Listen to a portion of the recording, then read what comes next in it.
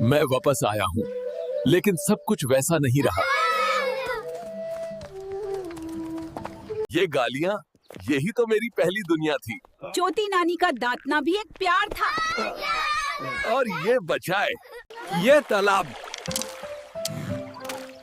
कभी हमारी दुनिया थी।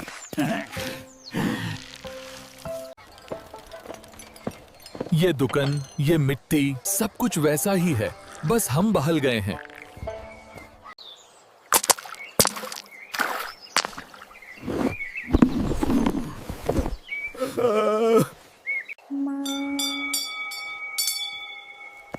तुम्हारा आवाज अब भी इस मंदिर। यह माँ की लिखी हुई डायरी है। हर पन्ना उनकी यादों से भरा है। आज माँ की पसंदीदा गोभी बनाई है, बिल्कुल वैसे जैसे वो बनाती थी।